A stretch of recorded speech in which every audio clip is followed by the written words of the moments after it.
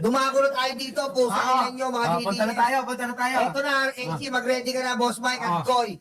Ito ngayon, anong masasabi nyo ngayon? Ngayon, paano nyo sisiraan ng AMLAC? Ang AMLAC po, explain ko lang sa mga tatanga-tangang katulad mo, DDS. Ang AMLAC, yan po ay legit. Kahit kailan po, hindi po maduduga yan. Ngayon, pinapalabas po nila ngayon, dahil lang po daw lumaki yun, dahil sa withdraw deposit. Oo, tama naman, lalaki yun. Makakover ng AMLAC yun. Pero, nakalagay po doon, may transaction. For May example, time frame. time frame. Yung 2007, hindi ko lang ma-sure kasi wala sa akin yung record ng 208 million for the 14 transaction. Imagine niyo paano yon sa 14 transaction, paano lumobo ng 208 million yon. Kung sinasabi ng abogado, 1,000 lang ang dineposito, 2,000, ibig sabihin, milyon ang dinideposito, vice mayor pa lang siya noon. Magnanakaw. Si Kitty, 2011 to 2013, nakita ko, almost 50 million yata ang bata pa si Kitty. No? Hindi pa yata nilaregla si Kitty. Minor de edad. Milyonaryo na. Kasi niya, Sige pa. ano pa lang yan, mayor pa lang yung tatay nila. Ano pa kung naging presidente na? Alam mo pare, alam mo nakakatawa yung mga DDS. Kasi itong mga hayop na to, hindi sanay sa bangko, sanay kayo sa 4-piece. Nakanganga, nakapila. Huling awak nyo ng ATM pa ng 4-piece, mga inutil. Kaya wala kayong alam sa AMLAC. Mamasa na po. Anyway, Hindi, totoo, no? sige, Boss Mike. Ito kasi tama naman. Yung logic nila, pag pakikinggan, tama nga naman. Kaya lang, minsan isipin din natin, yung kwento ay kaiba sa kwenta. Tama. Diba? Isipin nyo rin kasi tama yung sinabi ni Yulo na oo nga, may transaksyon na in and out sa bangko. True. Pero mga kababayan, sige, ibigay namin sa inyo, gusto nyo. Pero hindi ba kayo nagtataka kung bakit hindi niya sinaad sa kanyang SALN yan? Yun. Yan, doon na lang. Sige, ibigay na natin na, in and out, ganyan. Sige, bigyan na namin yung naratibo yung ganyan. Ang tanong ko, bakit hindi sinama sa kanyang SALN yung cash flow sa kanyang bank account? Yes. Malalaman kasi ng taong bayan, galing ito sa dirty money. Dirty. Kasi, alam mo yung mga DDS, pilit inuuto ng mga Duterte apologists. Yes. Gusto nila na bulagin pa rin kayo. Gusto nila i-sugarcoat pa rin yung mga binunyag doon sa hearing sa Kongreso. Yes. Gusto nila kayo ay manatiling mga bobo. Ito sabihin ko lang. Karamihan kasi dyan, Masa. Ngayon, kung ano sinabi ng mga vlogger na tanga, na mga DDS, yun na rin sila. Pag pinakinggan nila yun, paabahin na lang nila yung senaryo, pero yun pa rin kung ano sinabi.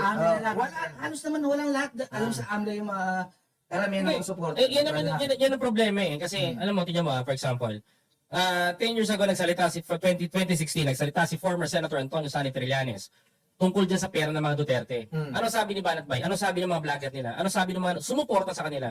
Sinungaling si Trillanes, sinira nila even yung character na maganda nito ni former Senator. And right now, after 10 years, napatunayan kung gaano kahudas at magnanakaw itong mga to. Tama. Yung pera ng taong bayan, yung pera na nawawala sa Pilipino, yung pera na sinasabi nila tumatanggap sila sa mga drug lord. Sige nga, vice mayor ka, mayor kang tatay mo, konsehal ito, tas kongresista ito, baka kasama dyan yung 51 billion na nawawala rin. Simplihan natin.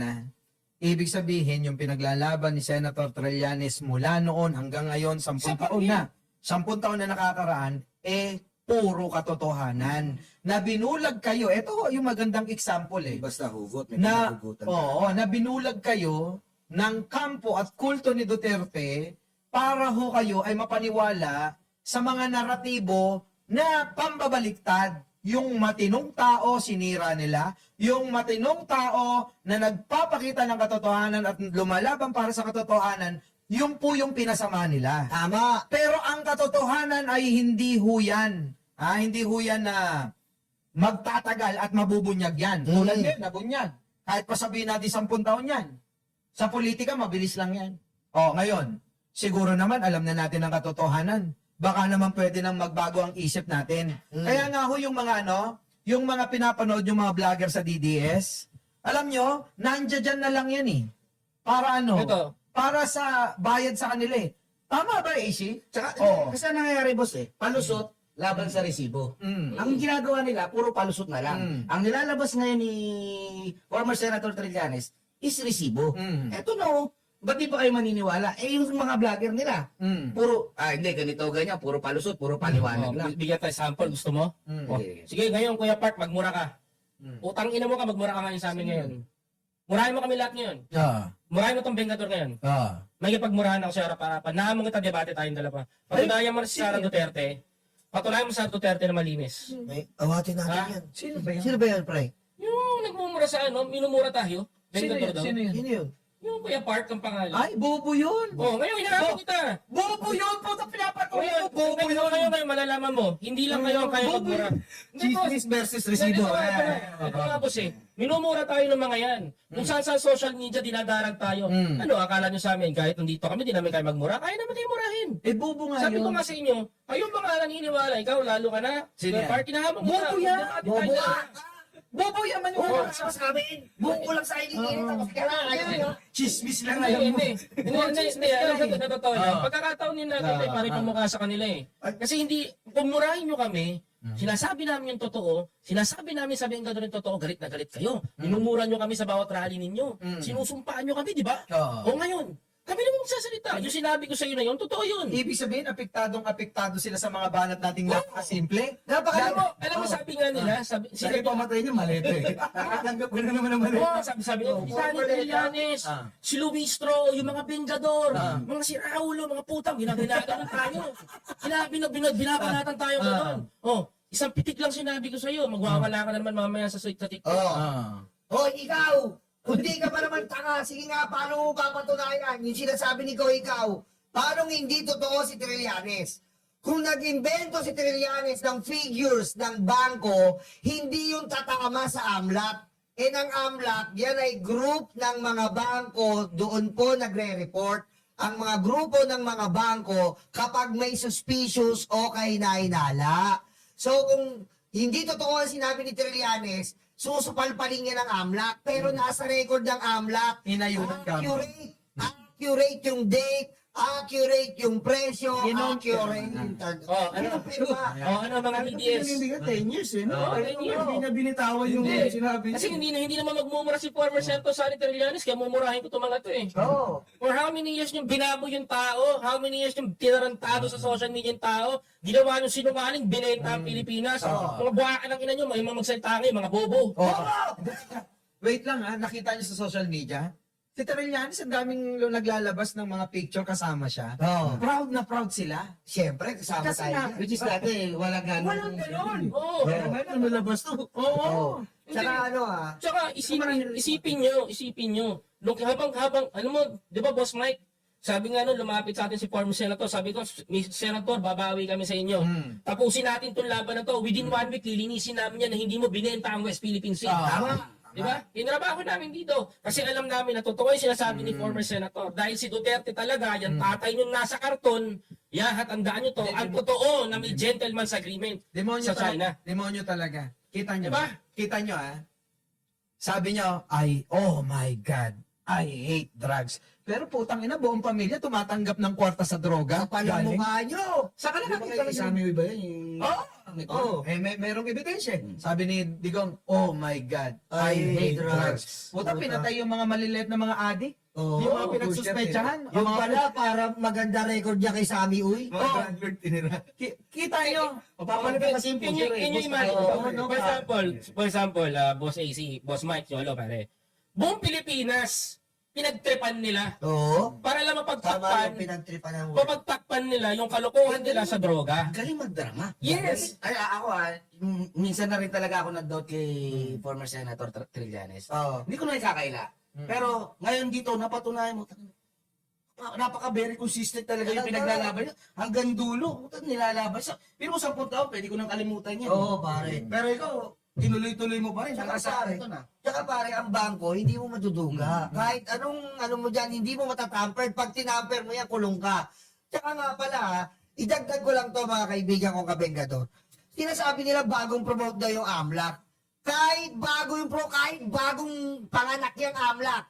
Yung record ng bangko, mga Hindi tao, nawawala yan. hindi mawawala yan. Kahit mamatay na kayo mga DDS, Sisimplihan. nandiyan pa rin yung mga bangko. Ikaw na nga, Boss Mike. Sisimplihan natin. Kasi ang record ng bangko, mula nang binuksan nyo yung account ninyo dyan, sa, Wow, daring, halimbawa, sa BPI, sa PNB, Land Bank, kahit anong klaseng bangko po. Ah. Kunyari, ngayong araw na ito, doon po kayo nagbukas. Mula yung araw na yan hanggang sa kung anong araw ngayon, Oo. ay makikita, nandun yung record, hindi mo Nandyan may yan. tatanggi Di ba, yun eh. di ba, boss? Alam mo, Tutuloy ko lang. Kaya alam nyo yung mga Duterte takot na takot kay Trillanes Oo. diyan sa mga bank accounts nila kasi totoo talaga. Mm. Tulad niyan, sinabi nga ni Nyulo kanina diyan sa AMLAC. Mga kababayan po, ang AMLAC ang kumumpirma Oo. na tugma talaga sa hawak-hawak na ebidensya, resibo ni Senator Trillanes. Oh, ay ano pa bang kulang doon? Oo. Mahirap pa bang unawain yun? Oo. Kaya nga ngayon, alam nyo, pansinin nyo, ang mga DDS vlogger, lalong-lalo yung mga kaibigan mo, Oo. dati, wala eh. Hindi nyo ba napapansin, wala silang explanation? Wala. Ang nagpapaliwanag, yung mga amuyong, Oo. yung mga baguhan, Oo. yung hindi kilala. Kasi ayaw nilang isugal yung mga sarili nila dahil alam nilang tama si Senator Trillanes dyan. Sumagot naman. Ano? Yung mga dati kong kaibigan, sumagot naman. Ano sabi? Natatawa na lang kami sa inyo. Ito, natatawa na lang sila ngayon. Pabalik ko sa kanila yung tanong ulit. May naniniwala pa ba kay Greco Bellica? Oo. Kay Banat Bay ngayon? Tama. May naniniwala pa ba sa Banateros? Oo. Na nakita na kayo ng tao na sinupalpal kayo ng resibo na kayo ay nagtatanggol ng isang mandarambong. Oo. Parang ganito, tulad na sabi ni AC, resibo sa chismoso. Si Senator Trillanes may daladalang resibo. Ang mga banateros tulad nila Banat Bay at iba pang mga DDS tulad ni Greco Bellica Chismis! at si Badoy, si Maharlika, si Panucha, Roque, at marami pang iba na mga yung mga hindi naliligo, na nag-aangad na maging yusek, asik, pagkakato sa sana. Tang-ina nyo, hindi pa ba kayo nadala? Resibo, may patunay, dala nyo, wala. Chismoso lang kayo. Di ba? Tanong ngayon, may makikinig pa ba sa'yo, Maharlika? May makikinig pa ba sa'yo? Meron pa bang naniniwala sa'yo? O kamusta yung mga OFW dyan na nakatulong makayan? Yung mga nagbigay ng pabasahe papuntang Netherlands? Wala na. Kamusta ka na rin, Harry Roque? Wala na. Ilang fake news pa ba gagawin mo? Wala na. Ilang fake news pa ba gagawin ni Banat Boy? Wala na. Itong mga panateros na to. Wala na. May sasabihin ako, hindi nyo pa alam. Ano? Kinarma na. Kinarma na. Nagnanana na raw yung kipay niya.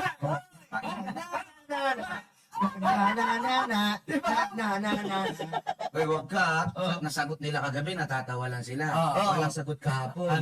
So, nag-meeting sila kagabi. Mamaya may fake news niya. May version na naman sila. May Aba naman din ako. Parin Judea. Uy, Pare. Bukas pa yung bukas pa yung pintuan. Hangga't maaari, pare, huwag kang lumubog diyan. Wala na eh. Depende kasi, ganito Pare, yan. mahal ka namin, pare ni Parin JC ha. Ay, Parin Judea, mananawagan na kami alang-alang sa pagkakaibigan para kay Parin JC kay Cap Nino. Lumabas ka na, pare. ako Susunod ka pinakakadigin dyan. yan. Oo, talaga. Kami dalawa pinakamagkadigin yan ni Master. Ito alam nyo kasi mayroon dalawang dahilan kung bakit sila nananatili dyan. Alam nyo, una, sayang yung pera. Pera eh, no? Ikalawa, kasi nandito na eh. Pangatawanan na lang natin kaysa mapahiya tayo. Alam nyo, mga kapatid, ang kapahiyaan ay yung pumupilit na kumampi Sa mali. Oo, yung ang kapayaan, yung pinipilit mo pa rin, alam mong mali na, alam mong hindi na kaya, sige ka pa rin na sige. Alam kong mali na. Ano ba yung kanta na yun? Alam kong mali na. Balik.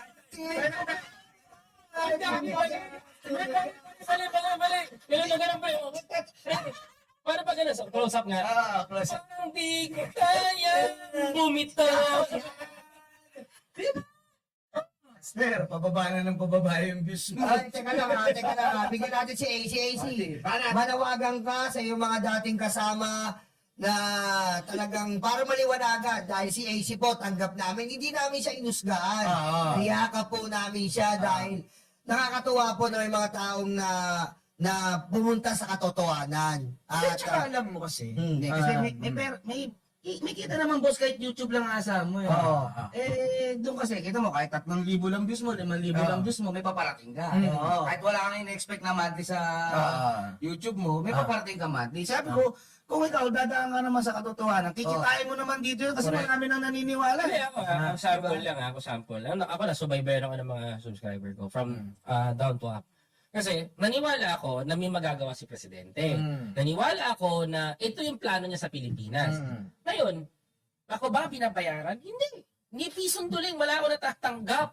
At hindi ako tumatanggap. Parehas kami ng prinsipyo dito.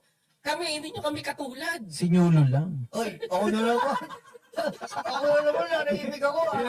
Eh, hindi, ano bang range ng mga ano do? Kung may balita ka ba? Anak ng wedding mga... Ayun.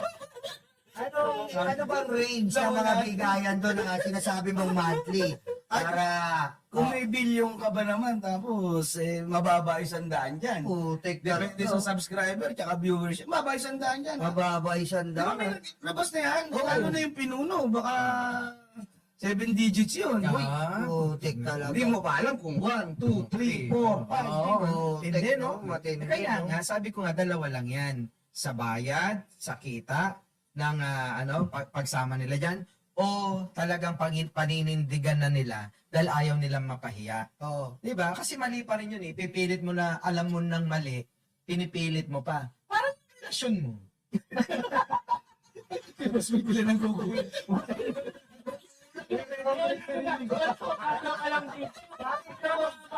Ano para sa akin? Oo, palabing-tangin to. Then, pero makausap si Nuno, sabi niya, siya huli na si Martin. Pero ito Palabing-tangin. Ito, kasi masaya tayo dito. Ito ang hamon ko sa mga Pilipino. Ngayong nakita ninyo yung pandarambong at yung pera na questionable sa bangko, mga kapatid, ano po ang masasabi ninyo Pwede at ano sagutin po ko ang stand ninyo? Yung may utak, nakaunawa na. Yes. Pero yung tanga, I love you Sarah pa rin. Yung mga bobo, marami na talaga naman na nakapag-isip na eh. Pero yung mga tanga, I love you Sarah, ang galing-galing. Hindi, ito Kahit na wala kasi. ginagawa, di ba? Alam mo, isip may punto ka doon eh. Alam mo, bumalik po tayo sa history ng Pilipinas. Huwag po nating iligaw yung isip. Ibalik yung pagka-Pinoy nyo. Nakatandaan nyo yung era Pistrada? Kung saan pinakita lang po yung pirma na Jose Velarde? Pinakita lang po doon na alarma na po ang buong Pilipinas. Ngayon, putik, may bangko na, may AMLAC na. Lantaran na. Lantaran na po eh. Tapos hindi pa umaatin sa hearing. Tapos mamaya, nagalit pa sa presidente kasi delay daw yung pagpapayag na umalis. Kagad si Sara, di ba? Pero may tanong ako, ano, may lang ako.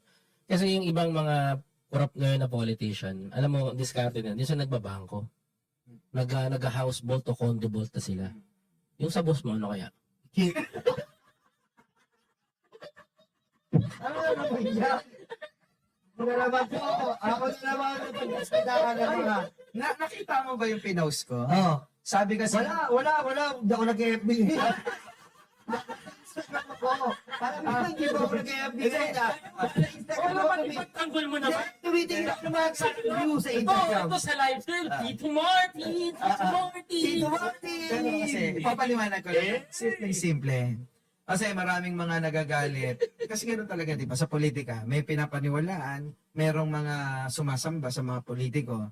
Eh tayo hindi gano'n. Ngayon, sinabi nila, ako ay maniniwala lang kung merong ebidensya. Eh ngayon lumabas ng ebidensya. Eh, lagi sinasabi, may ebidensya ka ba? Galit na galit yung mga Martinico di ba? May ebidensya ka ba? Nagwawala sa mga comment section. O kaya, dyan sa live mo, di ba? Nandoon sila, nagkukumpulan May ebidensya ka ba? Eh, ngayon may ebidensya na. Na Master Flanner siya. Ba't natitig na titig ka? Wala naman naiwan dito. Ito, pakinggan mo, Nyulo. Baka kasi sabi mo, gawa-gawa ako.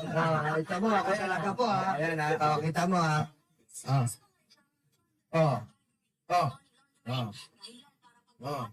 Ayan, daw nila ng probable Oh. cause si Romualdez Mm. sa mga reklamong plunder, Mm. bribery at Mm. money laundering, Mm. dahilan para pagbawalan siya Putik. lumabas. Ako talaga naiwan dito ha. Hawak nila sa Para sa akin, ayan ha. Sige, sagutin ko yan. daw nila ng probable cause Oh. si Romualdez. Ayan na. Hindi, para sa akin naman, kung talagang halimbawa, nakitaan nila, edi ano yun din, ano yun natin ni Ombudsman kung nakitaan niya.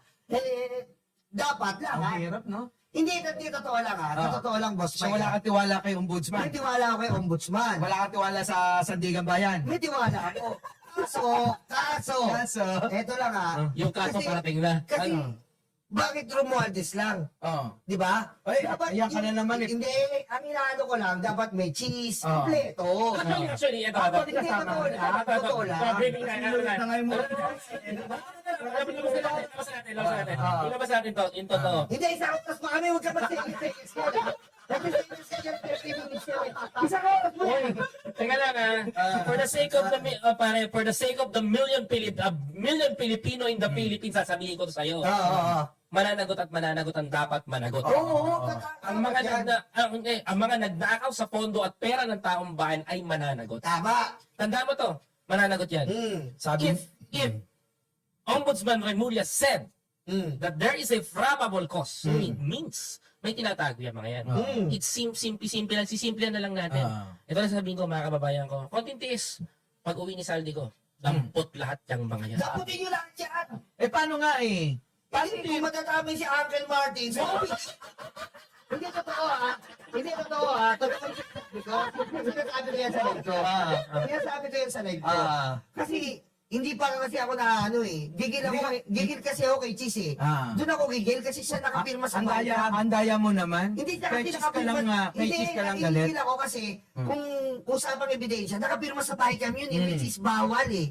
Senate President, hindi ka dapat pumipirma. Ganito yun. Kaso parang ang luwag ni Ombudsman kay Cheese. Pero Ombudsman, saludo ako sa'yo. Kung kakasuhan mo si Uncle Martin, so be it. Pag kinasuhan niya, Hindi, so be it. Sa tingin mo ganito. Iiyak si Nima. Ito. Ito. Sila.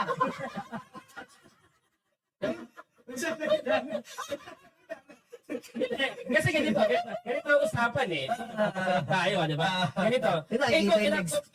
Kung ano, Nakabuka ka. alam mo, meron may alam ako sa kanila. Alam ko mapapailan din itong former Senate President.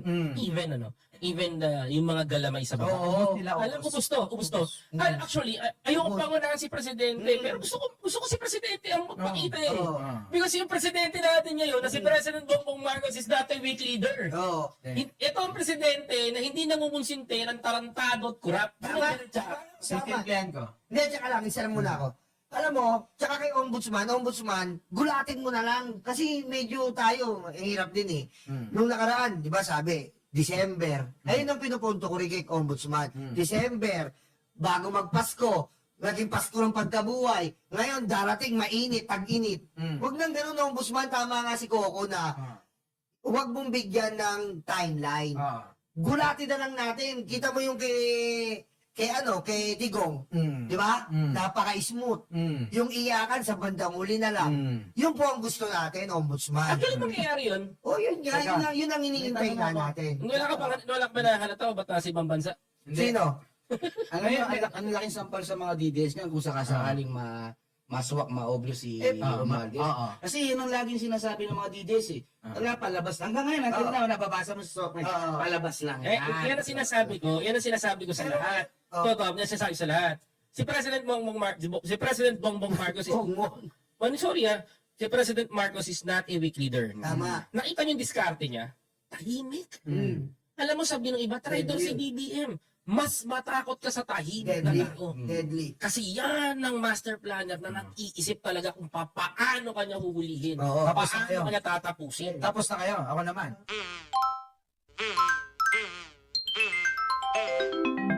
Kukulango.